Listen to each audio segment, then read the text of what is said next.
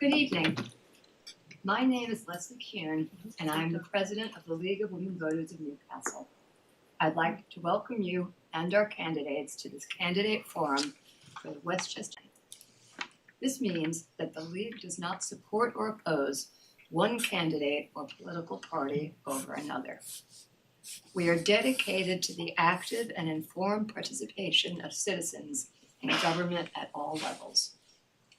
The League works to educate voters, increase understanding and debate on major policy issues, and influence policy through education and advocacy. The League works at the local, state, and national levels and takes positions on policies, not candidates or parties. We appreciate the willingness of candidates Vidat Gashi and Kevin O'Keefe to participate in tonight's forum. This forum is an opportunity for voters to hear from the two candidates about topics of interest to the community. We thank voters for their question submissions, and we thank our questions committee for their hard work in compiling a set of questions to cover as many topics of interest as possible. We hope that the candidates' answers to the questions posed will help educate voters about the candidates and their positions. This evening's proceedings are being broadcast live and being taped by Newcastle Community Media Center. A video will be available on demand at nccmc.com and through a YouTube link. All other recording is strictly prohibited. Any public sharing or rebroadcast of this candidate forum must be in its entirety and unedited. Thanks to our timekeepers tonight, League interns and Horace Greeley High School students Kira Conrad and Madison Treble. Many thanks to our moderator for this evening, Doug French.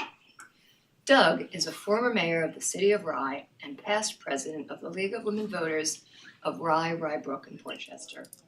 He currently serves on the Westchester County Board of Ethics and has been moderating for the League for over 4 years. Doug will now go over the ground rules for tonight's forum, and then we will begin with the candidates.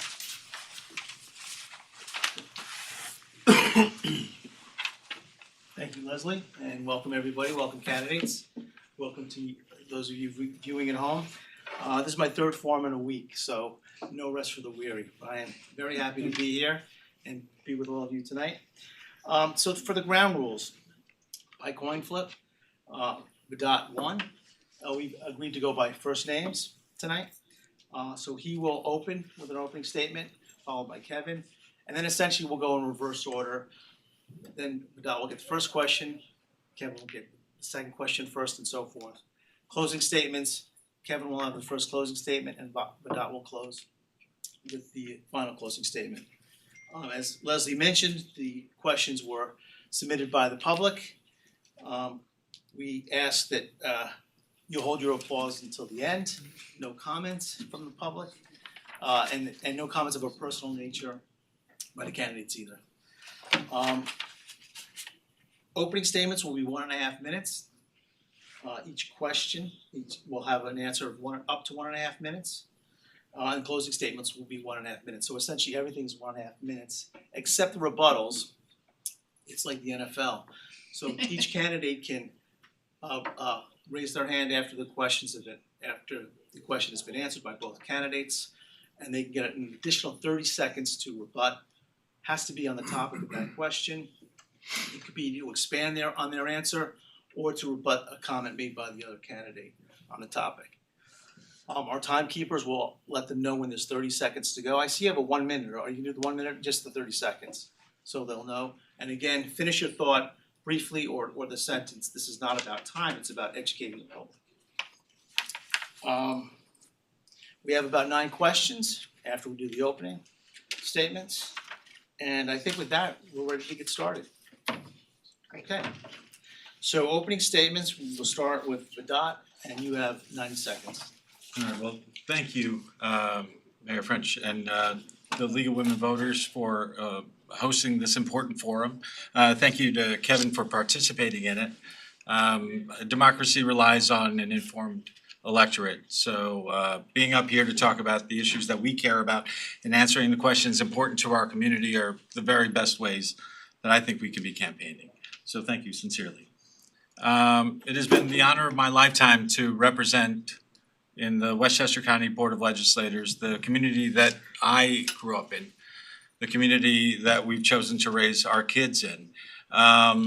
And twice now, I've been humbled to receive the unanimous bipartisan support of my colleagues to serve as chairman of the Board of Legislators.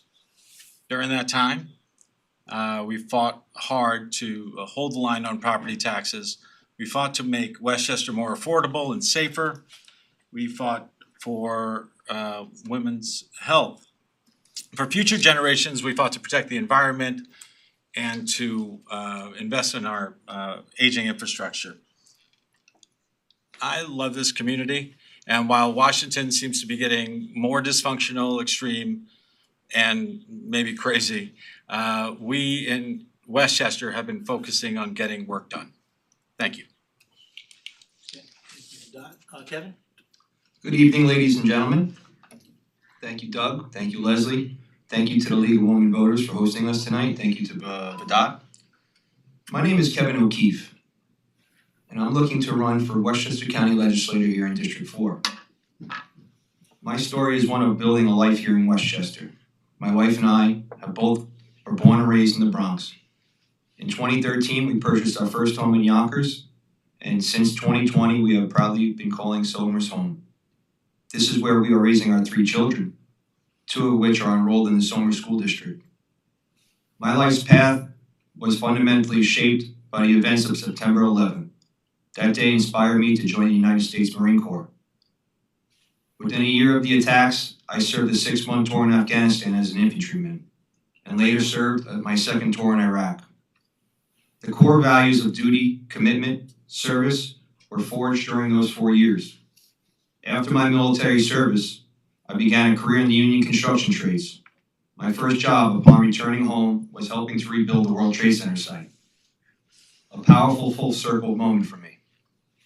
Today, I'm a proud 19-year member of Local 46 Metallic Lathers and Reinforced Iron Workers, and I currently serve as the elected business agent. I am running for county legislator to bring this commitment, military discipline, union leadership, and dedication to our community, to work for you. Thank you very much. Okay, candidates, thank you. We'll now move to the question and answer portion. We'll start with you, Vedot, first question. How do you or will you work to ensure that the Westchester County budget is fiscally responsible? No, it's a question that we face every day. And the Westchester County budget is, I think you ensure that it's fiscally responsible by baking it in and considering it in every action that you make. In Westchester, since I've been in office, we've been very proud to hold the line on our property taxes, but also grow our fund reserve. Fund reserve, I think, is complicated, and a lot of people won't quite get the impact of it, but it led to our bond rating being improved over time. And that bond rating by Fitch's, Moody's, Standard & Poor's, all have increased our ratings over the time because we've been fiscally responsible, because we've been considering it. Of course, the challenges in the next year are going to be sincere. So it's a question that, again, we are fighting constantly. And separately and distinctly, we have special districts in this county, and the special district budgets have been large and increasing. That's because in our water and sewer infrastructure, that infrastructure is aging and demands to be updated. One of the ways that we've found to improve it has been to find economies of scale, find ways to work together with the municipalities, and find ways to cooperate with our state and local and federal partners. Okay, thank you, Vedot. Kevin, would you like me to read the question again? Sure. Okay. How do you or will you work to ensure that the Westchester County budget is fiscally responsible? Well, money and budget is the last thing I should know as a private citizen. Guiding principles of budget, there are things that we want and there are things that we need. I feel that we need to curtail the excessive spending in this county. Residents are spending more for government and not receiving more service capacity.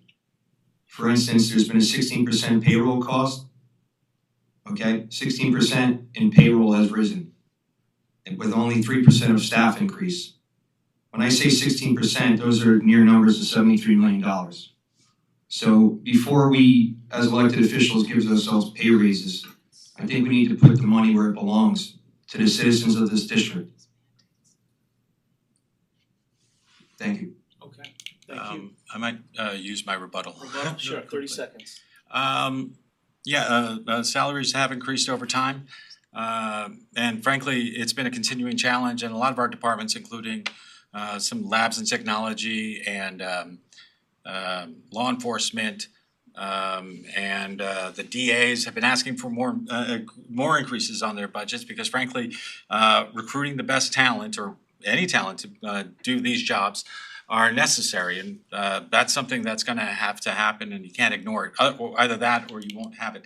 And lastly, I just say there was an implication that we raised our salaries. I have never once raised my salary and had the same salary that I started with. Thank you for that. Thank you. You have one rebuttal left. And second question, Kevin, we'll start with you. Is there anything that can or should be done about rising electricity rates in Westchester? Sure. For one, I will say from what I've been seeing, there has been meetings with NYSEG and Con Edison on both sides here. The high cost of Con Ed and NYSEG bills is just out of hand. I firmly believe that over the course of the 5 years that we've seen risen cost, I think we should start looking back at the decommissioning of Indian Point, which had happened in 2020. For the past 5 years, the energy cost has risen since then. We shut it down with no solution. The botched closure of Indian Point could result in 45,000 gallons of radioactive waste being poured into the Hudson River. Okay. We need to move forward into, from what I understand, a lawsuit is in place with NYSEG, or Con Edison rather, and we need to figure out what we need to do on our end, because we're spending way too much money on electricity costs, and it's something that's very important to me if I were elected into county legislator. All right, Kevin, thank you. Vidot, same question? Yeah, I mean, to address the question of Indian Point and its impact on the rising costs is difficult for me because it was a decision made before I came into office, and it was made at the state level. And there's been some suggestion that it could reopen, and I think, best as I understand, that's an unrealistic proposition right now. The truth is, communities are hurting, and if you look at the bills. If you look at your bill, there is the supply and the delivery. The supply is where Indian Point would come into play. What people have seen is that their delivery fees have increased dramatically over time. And that's because there's a monopoly between you are in a NYSEG district if your house is a NYSEG district. In your Con Edison, if you're in a Con Edison district, you don't have a choice. And steadily they've been increasing outrageously the rates and the rates for these utilities. The proposed rates were incredibly high, and it's not something we control, but we've been fighting as hard as we can. We held 12 public input sessions, including one in Somers at Heritage Hills, to make sure that our voices are heard. It's a difficult question without an easy answer, but the answer has to start with some manner of accountability, which they don't have, and transparency. Thank you. Rebuttal, please. Rebuttal, Kevin, 30 seconds. So as Vidot said, he did mention the state. We got to push back up on the state. We can't let the state bully us around, okay? This is a home rule state, and this county should be running the county the way it should be. With that being said, the state also passed something into effect that's going to push electric buses into our school districts. We're talking about 40 to 45 buses per fleet. Imagine what the cost of electricity is going to be then, when we have to charge these buses for days and days at a time. Okay. Also, what I'll agree with for what Vidot mentioned was sustainability, opt-out program. The customers don't know if they're paying in their bills, and it's something we need to look into. All right, Kevin, thank you. All right, next question number 3. Doug, before you go to question 3, I know there's a volume difference in the room. assure that both microphones are on. The recording is picking up both candidates equally. I don't know if Is it hearing me? I don't. it is. There's not as loud. And now it is. I can yell. We I'm can actually hear you, talking I low just and don't I'm want there talking to be any question. Hello? Oh, yeah. That's- All right, you guys are in for it now. There we go. Thank you. All right, opening statements. Starting over. All right, question number 3, Vidat, we'll start with you. Flooding continues to be a concern throughout Westchester. What is the county's role in addressing this issue? 90 seconds. Flooding is an increasingly difficult issue. What we're seeing is 100-year storms happening well more often than 100 years, and it's not just something that's impacting properties, it's taking lives on occasion. We're really struggling here. In Westchester, we've had we've done actual work. Just this last year, we've been focusing on shovel-ready plans. There's been a lot of projects, a lot of design and studies to see what you're going to do, but frankly, this is too big a problem for us to be handling our own by ourselves. For that reason, we've been lobbying strongly with our federal partners, with our state partners, to make sure that we have the resources here to fight the flooding that, frankly, again, are devastating our community. The work that we have been doing, and I wish I had the exact number of bills, but I think we something like 12 different bonds were passed in this last session to impact and support the communities from New Rochelle all the way to Croton. Wherever we can, we're fighting on Westchester County Board of Legislators to address it. Thank you, Vidat. Kevin, same question? Can you please repeat? Sure. Flooding continues to be a concern throughout Westchester. What is the county's role in addressing this issue? Okay, so if the state wants to get in our business as far as with the Indian Point and shoving these electric buses down our throats, we should go to the state and ask them for more funding, okay? Towns like Mamaroneck and Rye are being hit with devastation of flooding from these storms that come. It's no longer 100 years, it seems to be coming more every 5 years or so. We need to put out RFPs and get certain contractors, general contractors involved in the work. We need to fix our sewer systems. Again, putting some of our local residents to work, union jobs, hard-paying union jobs, okay? Putting our young men and women to work on these jobs in this county. And it should be county subcontractors or county contractors, not out-of-state contractors working on these jobs, okay? If it's gonna be county work, it should be county contractors hiring county employees. Thank you. All right, thank you. We'll go to question number 4, and Kevin, we'll start back with you. The proximity of Westchester County Airport is a quality of life issue for many District 4 residents.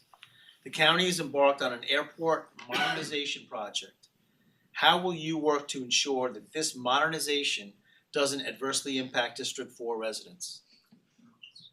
Well, good question. For one, I would want to sit with the residents of District 4 first, okay? Which I believe mostly would affect the town of Newcastle. I would want to sit with them and hear what their thoughts are, what they need. And then as far as my end, we have to think, if we do revitalize this airport, again, it's going to put union jobs and employees to work from the county. I do respect what the town of Newcastle has, so that's why I mentioned sitting down with them first and speaking about their gripes before anything happens. Especially the planes that will be coming in overnight. If the county airport gets larger, I would expect you're gonna have more planes coming over your airspace. And I sympathize with that. Okay, thank you.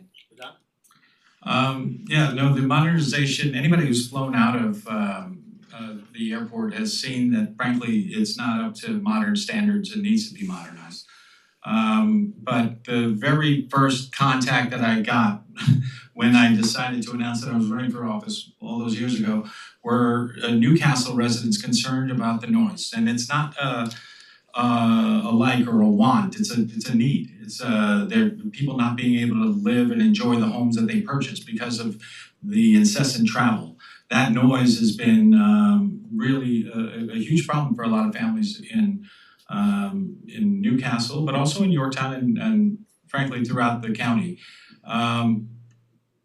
Myself and Legislator Nancy Barr have fought really strongly to make sure that, and not only in this instance, but in other instances, we're not going to get a dramatic increase or any increase in travel, the number of planes. I believe it's 240 per half hour passengers that are allowed. That is by our regulation. There's also regulation about how early and how late flights can come in. These are regulations that are going to stay in place and that we're going to demand to stay in place, regardless of whether modernization comes. And being in constant contact with the community is the only way to do that. Thank you. All right, thank you. We'll move to question number 5, and Badat, we'll start back with you. Sure. There is a sore lack of mass transit in northern Westchester. What would you do to increase access to affordable transportation north of 287? Well, I think the electric buses were mentioned. I would note as we get started that Westchester County moved to update its fleet from diesel and gas to hybrid and electric, and has saved millions of dollars thereby because they're cleaner running, more efficient, and better. So I don't think taking away or fighting against them is the way to solve that problem. North of 287, we have a problem of density. Not as much density and not as easy to have routes that serve the community in an effective and meaningful way. That's why we've been working with microtransit options, ways to have services less than a bus, but related to those bus services from the county and through the county, so that we can help seniors get to medical appointments or people get to school, because it's going to be a difficult thing to address with just the bus routes that we have existing. All right, thank you. Kevin, same question. Can you please repeat the question? There is a sore lack of mass transit in northern Westchester. What would you do to increase access to affordable transportation north of 287? Okay, so north of Westchester, there's a sore lack of many things, okay? My opponent has been in his position for 8 years now, and if we don't have a significant amount of public transportation now, I don't see it happening anytime soon. So what I would like to implement is this.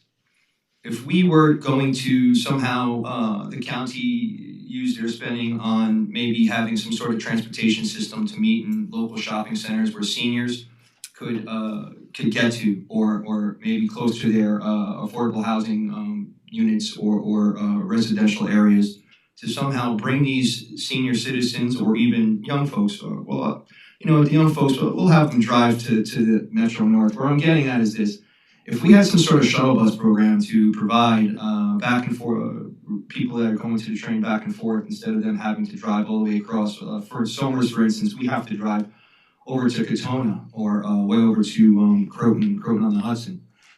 If we had some sort of system that would help seniors or elderly or handicapped, pick them up in the right places and shuttle them back and forth, I would be more than happy to push that idea into place for this district. All right, thank you, Kevin. I'll go to question number 6, and I think this is the shortest question I've ever gotten in my 4 years as moderator, but big answers. Kevin, we'll start with you. Is Playland a county asset or a financial drain? Okay. Playland. So Playland, I tell you, definitely was an asset to this county. Definitely a historical site to where we should be putting our money into, as far as overseeing it being done the proper way by having a third party operate the amusement park. There's no way that a county should be operating an amusement park. I just don't think it's in our nature, or what do we know. For many years, I believe that the theme park was operating okay. I am not in the position to say so because I was not in the meetings, but looking from the outside in, it seems that the contract had went spiraled out of control. There was a breach of contract from what I understand, and the company Standard Amusements had pulled out. This past year, from what I understand, the county spent more money than what we made from that place. So it's something that we definitely have to look into as far as it being also a historical site. So maybe we can go into the historical prevention somehow, maybe some sort of agency that would help us with that. So. Thank you, Kevin. Dot? Well, since it's a short question, I'll just correct that. I've been in office for 5 and not quite 6 years, not 8, but anyway. When I came into office, Rye, Playland was under, the contract had already been settled, entered into, and the county had tried to offload it to have Standard Amusements, a private company outside, run it. It's an asset. It is beautiful, it's historic, it is something that makes this community better. Yes, it is not usual or common for a county to run it, but what we found is when we gave it to Standard Amusements, specifically, they did it badly. Not only did they do it badly, but they didn't do it safely. And since the county has taken control of it again, we found all sorts of really scary situations. We're taking our kids there and we're putting them on rides. It's kind of terrifying to me that we would do that and it would be as unsafe as it was. We can only do what we can. We can do the best we can with the situation we've been dealt with. And so we're working as hard as we can to make it open again and revive it to the glory of previous years. Thank you. Thank you both. Question number 7, and Vedant, we'll start back with you. How do you balance economic, social, and environmental factors in decision making? Well, I think the airport's a good example of that. I know we talked about it a little bit, but the economic factors of having an airport are great. And if we can have an airport, it helps local businesses, and having that airport work be a resource for this local community, I think is something we all appreciate. But we have to make sure that we do it in a way such as not to impede or make life worse for the people that live here. The noise complaints that we receive that aren't just they're real and sincere. And also that same airport has created some significant, there have been some significant water issues, or pollution issues into the water and the ground there as well. So it's that sort of operation that they're intertwined, they have to be. These are things that have to be dealt with together. Thank you. Kevin, can we read the question? Repeat the question, please. Sure. How do you balance economic, social, and environmental factors in decision making? So I believe Doc covered the economic and social part there. I'm going to jump right into the environment here. We need responsible development near our watersheds in District 4, especially being close to our reservoirs. With that being said, lithium-ion battery facilities have they don't belong in our residential communities. It is an environmental threat because of the health hazards when these things do catch fire. You cannot put them out with water. You're supposed to let them burn. If they do use that foam that firefighters use, the foam will seep into our ground and will affect our well water. So I came from a community that pushed back against the lithium-ion battery facility on the Somers Mayapack border. I'm very proud to come from that. And what we found from the lithium-ion battery company, there was going to be a 25-year lease agreement with the private ownership. So what does that mean? After 25 years, they're going to take these batteries and put them somewhere else to where they want to sell it to us and say that it's for our, it's gonna help with our energy costs and give us energy. That's not the case. We're losing our power because the power lines are going out. We need to put our linemen to work, our union linemen, should be out there working every day in the fall and the winter when the high winds come in and start cutting our trees to protect our electricity lines so this way we don't lose power. Thank you. All right, thank you. Question, we have two more questions and then we'll move to closing statements. Question number 8, and Kevin, we'll start with you. What, if anything, is included in the proposed 2026 capital budget that will directly benefit residents of District 4? The 2026 capital budgets, okay. As far as me not being in the room and knowing that sort of answer is where I kind of fall short here. But I can tell you, I didn't learn how to shoot a rifle until I joined the Marine Corps.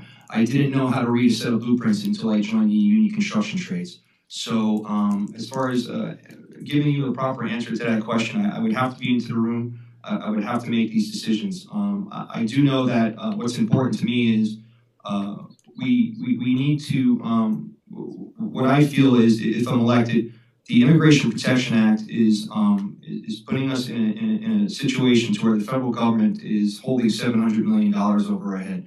The federal government has stated that they were looking to withhold these funding and to local governments because of our sanctuary status. I think that we need to come to the table and have this discussion because right now we cannot afford to lose that significant amount of funding. Okay, hundreds of millions of dollars we're talking about here, and it's scary. So it's going to jeopardize our budget. That's for sure. All right, Kevin, thank you. Vedant, same question. Well, I don't blame Kevin for not knowing. It's a complicated thing and it takes time to figure out. I'm not sure what the Immigration Protection Act has to do with capital spending, but I will say that it's that kind of grandstanding, the national kind of dialogue that is kind of, I don't know if infuriating is the right word, but really frustrating to deal with because the current administration, the Trump administration, put out guidance on what constitutes a sanctuary county, and Westchester is not on that list. We do not count as a sanctuary county. And there have been efforts to punish Westchester. Trump has made clear that he wants to punish Westchester. In that, not Westchester, New York as a whole. In that fight, we pretty strongly stand with New York and look for ways to make it better. Rather than talk about things that we can't control, we've been passing laws here in Westchester that improve our facilities, improve our IT infrastructure, make businesses, help businesses. Or roads that we drive in that you get a flat tire on because they're not repaired, the water sewer infrastructure that you can't live without. These are the things that I'm focusing on, local things, rather than the Trump or calls that we are a sanctuary county. Rebuttal? Sure, last one. If elected, I would repeal the Immigration Protection Act, okay? What this does is the definition of the immigration protection, which pretty much puts us on the level of being a sanctuary county. It's limiting the information that our county officers can share with federal authorities, and it works the same way with federal authorities sharing information with our county. So in the great town of Somers, and me moving up to the Bronx inner city, coming to the town of Somers, you would never think you'd hear such a thing as far as an illegal immigrant shooting his wife and 2 children. Okay. A rebuttal to that. It's last rebuttal, 30 seconds. I think it's the last question, so it's a good time. No, you got one more question. Oh, I got one more question. Great. The Immigration Protection Act does not make us a sanctuary county. I'll say it again. It's pretty clear. And rather than talking about the bills that we're doing here, that we can be doing here, we're talking about Immigration Protection Act that frankly makes sure that everyone is protected in this county. I will not repeal it. That's a clear difference between my opponent and me. Instead of talking about things that we can control and that don't hurt us, we've been passing a First in the Nation gun safety bill. We passed a bill to provide locks for victims of domestic violence. And just this month, we passed a bill to allow police officers to administer EpiPens to people suffering with severe allergies. Thank you, sir. Thank you. All right, last question, and Vidal, we'll start with you. What are other key issues facing Westchester in the next 2 years? Well, I think affordability is the biggest issue. Uncertainty about what the federal government's gonna do on the budget. Where so many of our communities are struggling, there's a fear that the people that are most vulnerable are gonna be the most hurt. And so that's a big challenge for us during a tough economic time. I will say a national issue, women's health is a national issue. Roe v. Wade and Dobbs are national issues, but here locally, just a couple of years ago, a health clinic was stormed by Right to Life protesters. One of the guys had camouflage pants on, carrying a duffel bag of God knows what. It wasn't weapons, but it's terrifying, especially what we've seen nationally. So we in Westchester, I've been glad. I was glad to support and push the clinic access bill to ensure that everybody is able to access their training, or the women's health. I will say secondarily that there are extremists on this issue that have very strongly held religious beliefs that makes them want to impede this sort of stuff. But it wasn't only reproductive health, and actually very little of what they impeded that day was reproductive health. It was women getting routine medical care separate from reproductive health. Okay, appreciate it, thank you. Please say the question.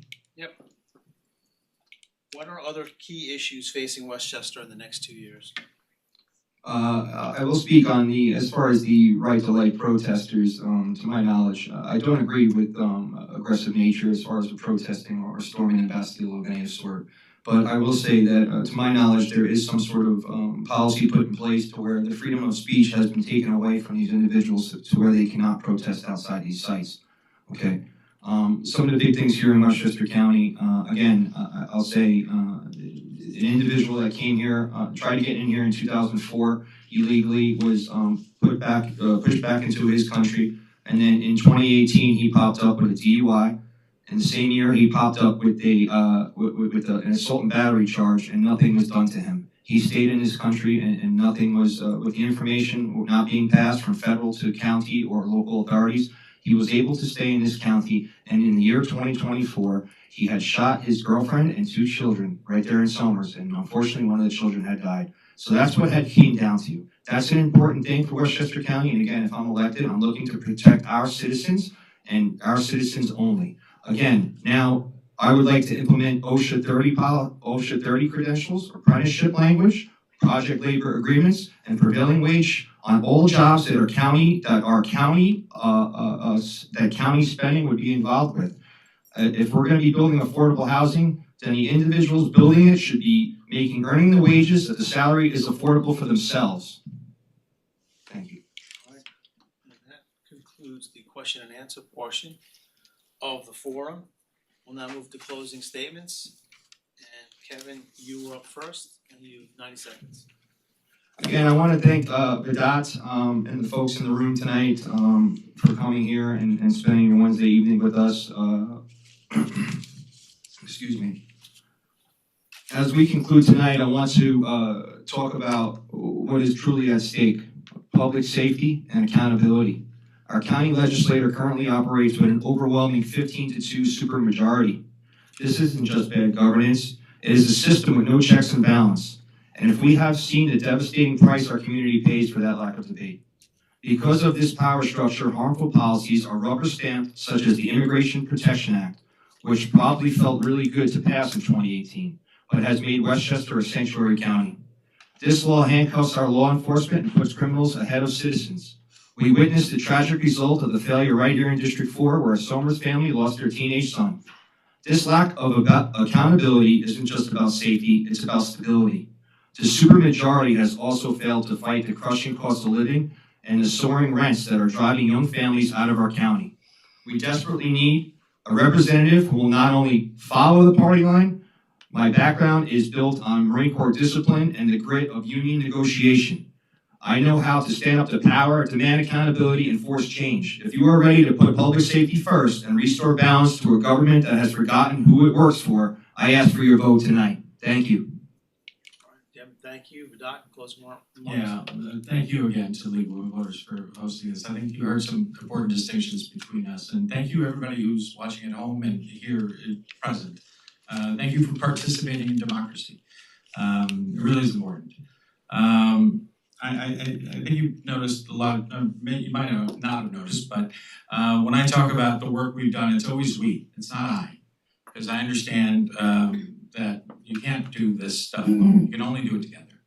And again, I've been proud to have the unanimous bipartisan support of my colleagues, but I've also worked as closely as I can with our partners in local, state, and federal government to make sure that we're actually getting work done. I was really proud to get the support of the AFL-CIO, Westchester, Putnam, labor unions, and then the building trades as well. And I think that's because of the work we've been doing to make it better. This next term is going to be a tough one. We're going to have some real financial questions that we need to answer. And we need to do it soberly, and we need leadership and somebody you can trust. I've always said you can get so much more accomplished when you trust and respect the people that you're working with. Throughout my tenure, I've always worked to be an honest, straightforward, hardworking person, and with your support, I'll be able to do so again. November 5th, we start voting this Saturday. Thank you. Fourth. I always said that. Don't go on the 5th. All right, well, that is gonna conclude the forum for tonight. Many thank yous. A lot of work goes into putting this together, so we wanna thank, first of all, the town for the venue, for sharing it with us, the media team, of course, the local league, and our timekeepers. Most of all, thank you to the candidates. You should be commended for raising your hand to serve your public, and best of luck to you.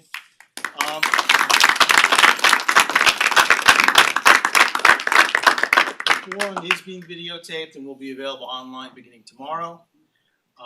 Remember the unique role that the league plays in terms of educating the community here. Always financial donations or volunteers are always welcome. The league works registering voters, educating voters on the issues of the day. Make sure you get out and vote November 4th. Remember, democracy is not a spectator sport. Polls are open for early voting on Saturday, October 25th. You can visit the league's vote411.org website. You can find your polling place as well as other information on the ballot. Great forum, great job, and that concludes tonight. Thank you. Thank you.